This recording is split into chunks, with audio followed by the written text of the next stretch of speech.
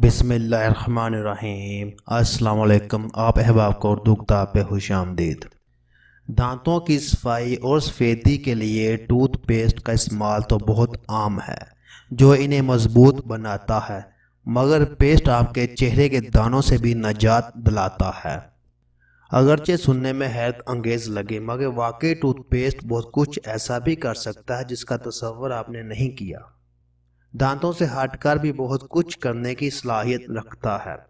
Paste के ऐसे ही चंद अनोखे इस्तेमाल हो सकते हैं जो आपको हैरान कर देंगे। ताहम अगर आपको ये मसला दरपेश है तो थोड़ा सा पेस्ट एक साफ कपड़े पे लें और मौजूद स्क्रीन पर खराशों पर लगाएं। इसके बाद पेस्ट को साफ करके स्क्रीन को कपड़े से खुश्क कर लें। पेस्ट की मदद से आप गाड़ी की गंदी और खराशों से भर जाने वाली हेडलाइट्स को भी साफ कर सकते हैं और नई जैसी बना सकते हैं। कुछ मकदार में टूथपेस्ट को लगाकर कपड़े से साफ करें और जादू देखें। दर हकीकत आजकल के पेस्ट में ऐसे अज्जा होते हैं जो सफाई के कामों में हैरानकुन साबित होते हैं।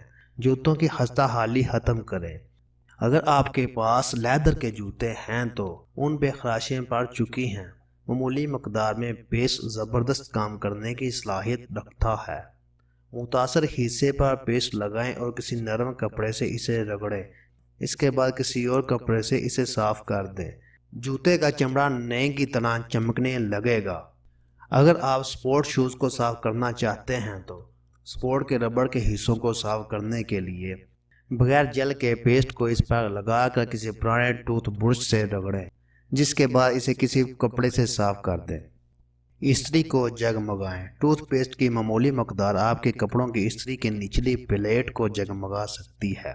ठंडी इस्त्री के निचले हिस्से पर पेस्ट लगाएं, किसी मोटे कपड़े से इसे रगड़ें और फिर धोकर साफ कर लें, वो जगमगाने लगेगी।